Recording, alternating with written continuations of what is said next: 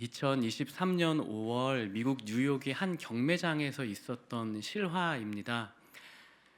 당시 전 세계 부자들의 시선이 모였던 그 경매대 위에 올라온 물건은 바로 아주 낡고 오래되어 귀퉁이가 헤어진 책 뭉치 하나였습니다.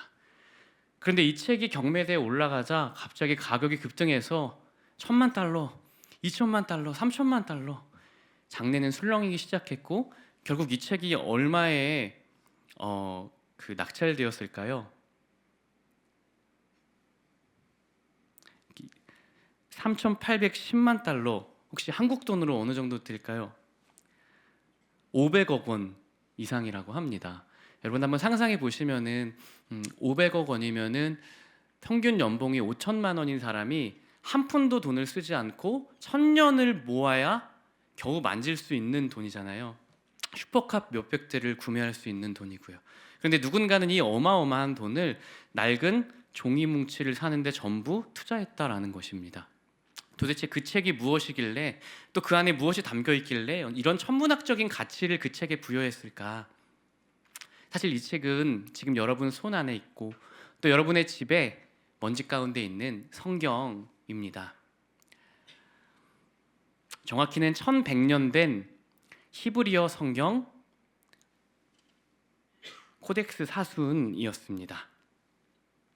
자, 그럼 여기서 질문이 생기죠. 왜 어떤 사람들은 성경 한 권을 구매하는데 500억 이상의 가치를 부여했을까요? 그 이유는 그들이 성경을 종교 서적으로 여기지 않고 하나님의 말씀이라 굳게 믿었기 때문입니다. 하나님의 말씀이라 믿지 않았다면은 아무리 오래되고 아무리 진귀한 책이라도 500억 원을 드릴 리는 없잖아요. 그러나 만약에 성경이 정말 하나님의 말씀이라면 그 가치는 돈으로 환산할 수 없는 가치입니다.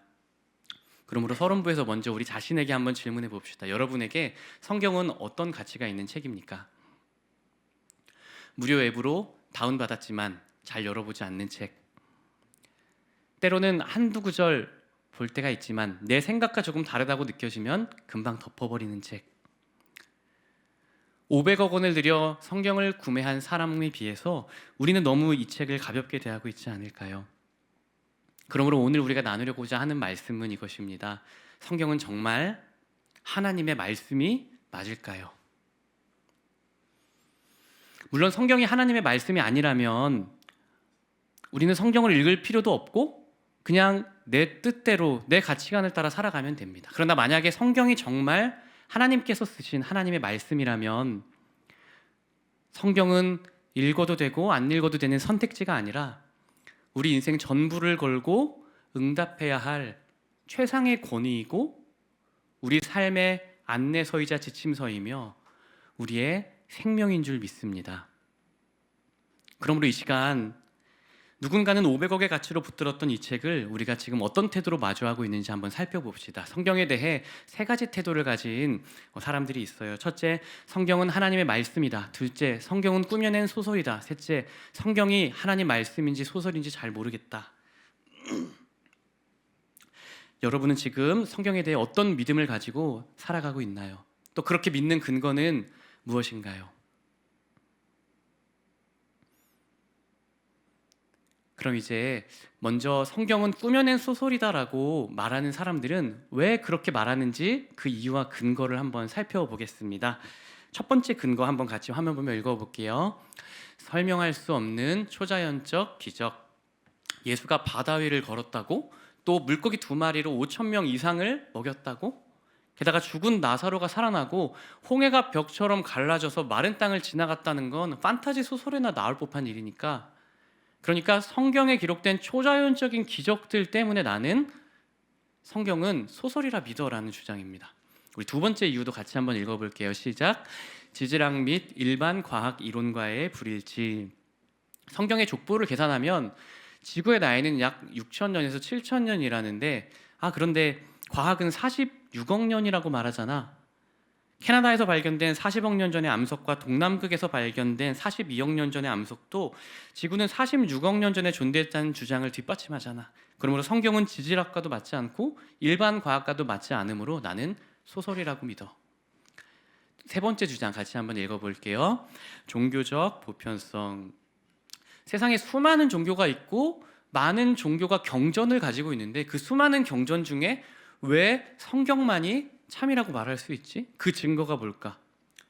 성경도 다른 경전과 마찬가지로 그냥 하나의 좋은 고대 참고 자료일 뿐이야 라는 주장입니다.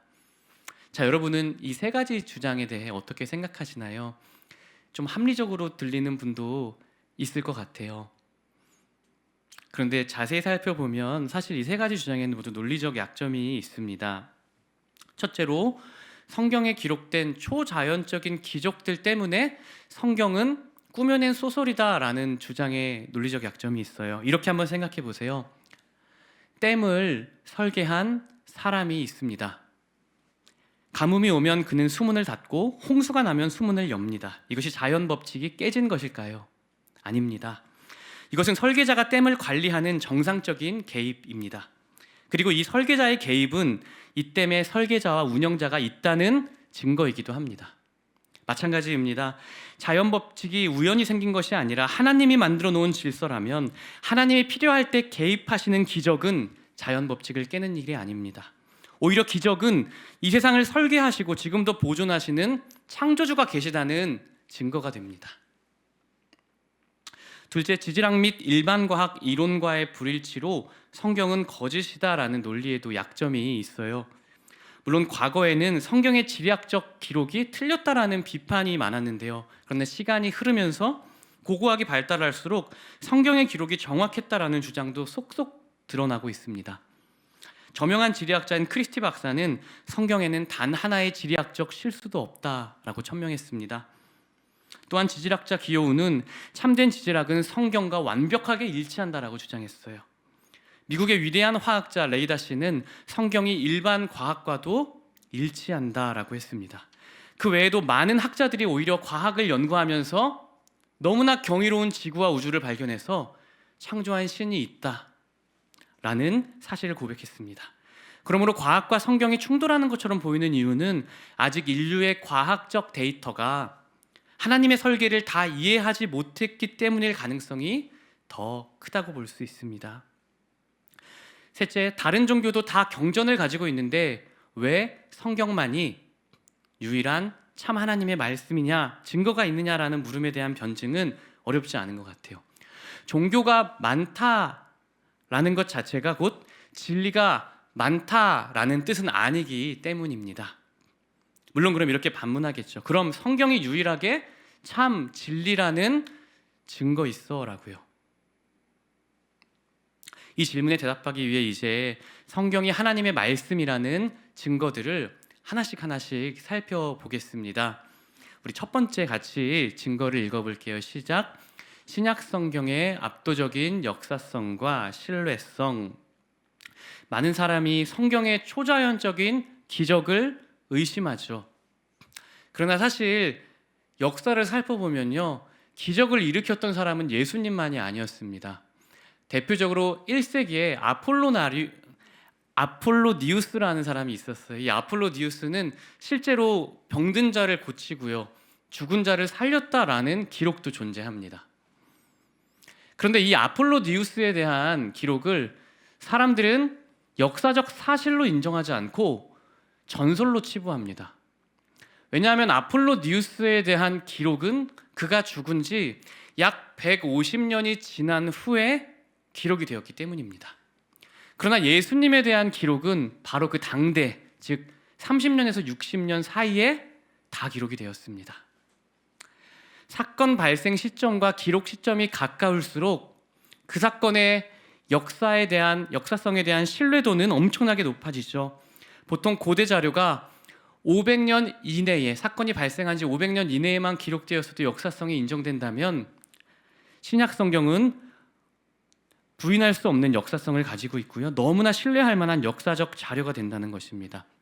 또 중요한 건 아폴로니우스에 대한 출처는 하나이지만 예수님에 대한 출처는 복음서 기자 4명, 게다가 사도 바울, 게다가 성경을 기록하지 않았던 일반 로대, 유대 역사가들의 증언까지 동일하게 일관되게 증거하고 있으니 성경에 기록된 예수님의 기적은 전설이 아닌 너무나 신뢰할 만한 역사적 자료로 충분하다는 것입니다. 단 역사적 사실이란 증거가 충분함에도 그분을 하나님의 아들로 믿느냐 않느냐에 따라서 성경을 역사로 또는 허구로 믿을 뿐입니다. 둘째, 성경이 하나님의 말씀이라는 증거는 구약의 예언에 대한 완벽한 성취가 이루어졌다는 것입니다. 물론 다른 종교에도 경전이 있어요. 그러나 다른 종교의 경전과 기독교 경전의 차이가 있습니다. 그것은 기독교 경전에는 예언이 엄청나게 많다는 거예요. 다른 성경에는 구체적인 예언이 별로 없습니다. 그러나 구약 성경은 메시아가 베들레헴에서 태어날 것이다 예언합니다. 또한 메시아가 아브라함과 다윗의 후손으로 태어날 것을 예언합니다. 또한 그분이 겪으실 고난을 구체적으로 묘사하고 메시아는 십자가에서 다리뼈가 꺾이지 않을 것까지 구체적으로 예언합니다. 게다가 죽었다가 다시 부활한다는 예언까지 약 300여 가지를 구체적으로 예언하고 있습니다. 그런데 정말 놀라운 것은 이 300여 가지에 대한 메시아의 예언을 예수님께서 모두 다 성취하셨다라는 사실입니다. 이것은 기적입니다. 물론 어떤 사람은 이렇게 비판해요. 예수님이 의도적으로 구약 성경을 그냥 좀 아셨던 분이라서 메시아가 되려고 사람이었는데 300개 예언을 막 성취하는 삶을 노력하면서 산 거야 라고 비판할 수 있어요. 그러나 여러분, 이것은 불가능합니다. 구약에는 메시아에 대한 예언 중에 메시아가 어디서 태어날까가 예언되어 있는데 여러분, 태어날 장소를 내가 결정할 수 있는 사람은 없잖아요. 또한 어떤 가문에서 태어날 것이다 이렇게 예언하고 있는데 내가 어떤 가문에서 태어날지 우리는 정할 수가 없습니다. 또한 군인들이 메시아의 옷을 제비 뽑을 것이 예언되어 있는데 그런 것을 우리가 작정할 수가 없죠. 계획할 수가 없습니다. 또한 십자가에 달렸을 때 다리가 꺾여지지 않는 것, 이것도 우리 힘으로 할 수가 없는 일이죠. 그러니까 사람이 의도적으로 이 300개의 예언을 성취한다는 건 불가능하다는 것입니다.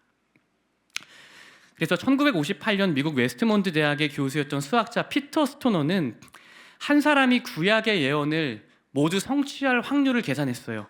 이 연구는 개인적 묵상이 아니라 학생들과 함께 검증 절차를 거쳐 진행된 사이언스 스픽스라는 책으로 알려졌는데요. 먼저 한 사람이 구약의 8개, 딱 8개 예언만을 성취할 확률, 우리 같이 한번 읽어볼게요. 시작.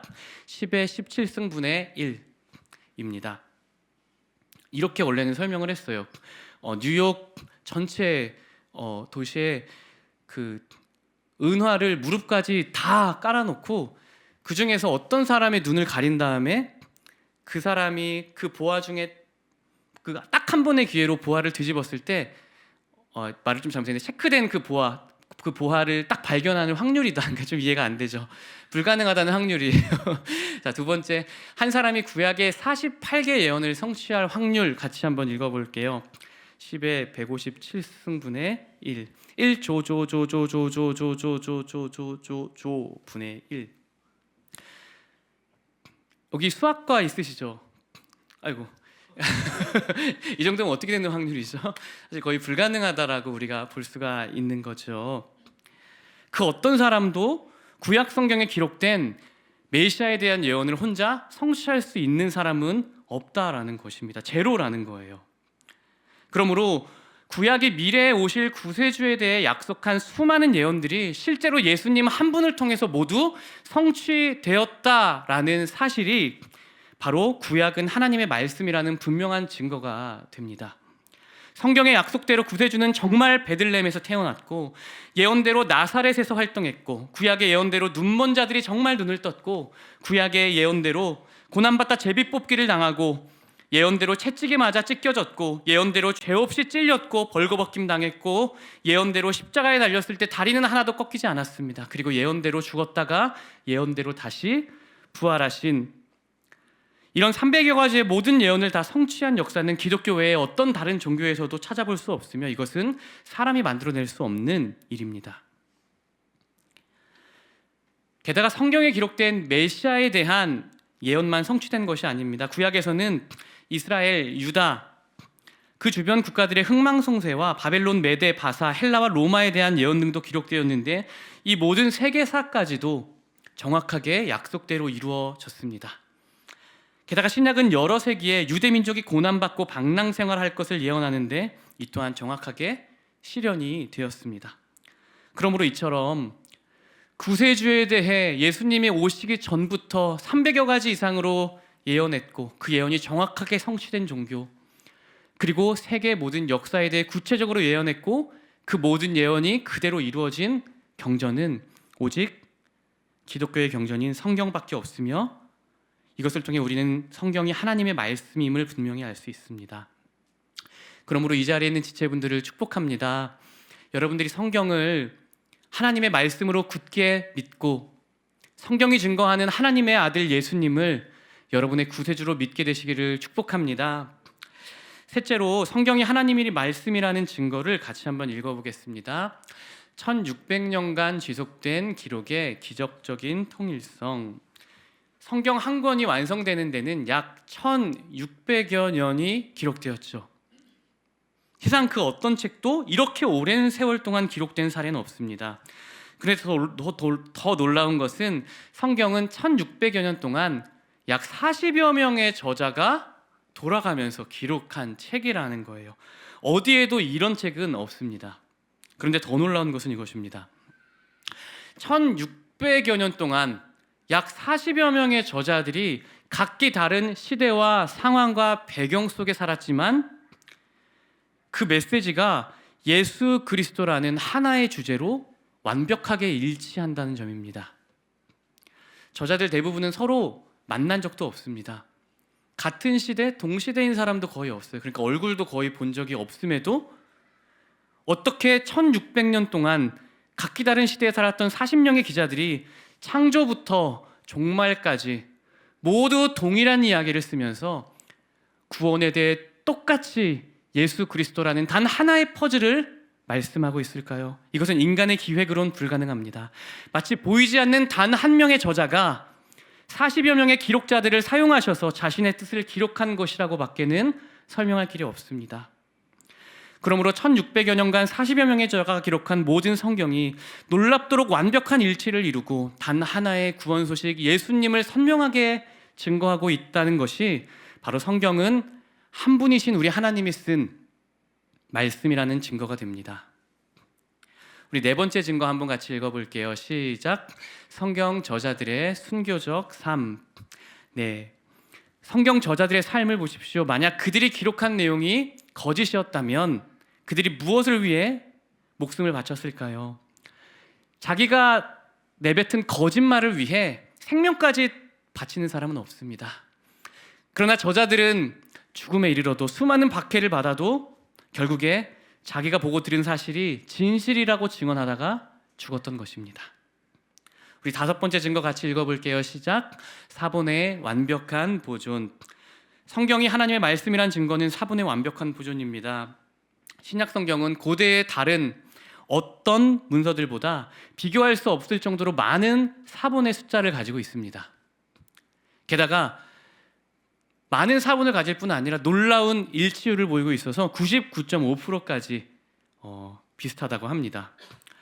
게다가 고대의 다른 역사서나 문학 작품은 가장 오래된 사본도 600에서 1000년 이후의 사본인 반면 신약 성경은 원본과 거의 비슷한 시기에 기록되었거나 길어야 150에서 300년 이내에 대부분 기록이 되었습니다. 그러므로 압도적으로 많은 사본의 량, 그리고 놀라울 정도의 일치율, 그리고 엄청나게 빠른 기록 시기 등을 고려했을 때 성경은 압도적으로 다른 책보다 월등하게 높은 역사적 권위를 가진 책이 분명합니다. 게다가 하나님께서는 지금까지 성경을 2400년 동안 보존해 주셨습니다. 성경은 로마 황제 공산당원에 의해서 계속해서 불에 찢기고 태워지고 물에 빠뜨려졌지만 2400년이란 장구한 세월 동안 잘 보존되어서 오늘 우리의 손에 들어오게 되었습니다. 셰익스피어는 영국 사람들이 나라의 절반과도 바꾸지 않겠다라고 말했던 영국이 너무나 사랑하는 대문호였지만, 그리고 영국인들은 그의 책을 보존하기 위해 300년 동안 기막힌 노력들을 해왔지만 결국에는 그의 책들 대부분이 탈색이 되어서 글씨를 알아볼 수가 없어서 원문을 추측하는 논문이 많이 나올 정도로 보존되지 못했다고 합니다. 그러나 성경은 수많은 권세자들이 없애려 해도 결코 없앨 수 없었고 더욱 퍼져나가게 되어 결국 우리 손에 들려졌고 우리가 눈으로 정확하게 볼 수 있는 책이 되었습니다. 오늘날에도 부동의 세계적인 베스트셀러 1위가 바로 성경입니다. 매년 6억 권의 성경이 팔리고 있고 지구상의 98%의 사람들, 즉 자기 글을 가지고 있는 사람은 다 성경을 가지고 있습니다.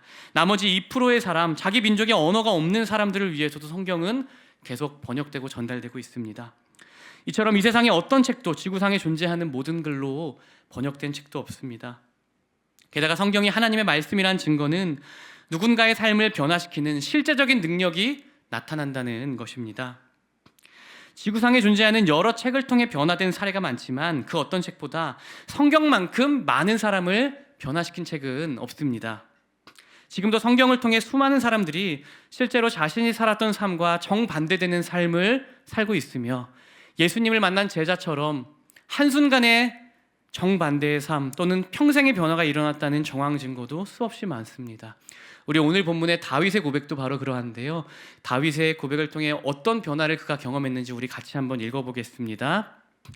여호와의 율법은 완전하여 영혼을 소성시키며 여호와의 증거는 확실하여 우둔한 자를 지혜롭게 하며 여호와의 교훈은 정직하여 마음을 기쁘게 하고 여호와의 계명은 순결하여 눈을 밝게 하시도다. 이 고백이 여러분의 고백 되시기를 축복합니다. 이제 말씀을 정리합니다.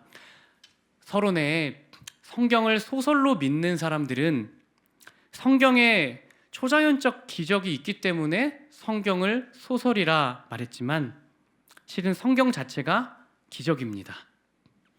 이처럼 놀라운 책은 이 세상에 성경 한 권밖에 없습니다. 이런 책을 사람이 의도적으로 만드는 것도 불가능합니다.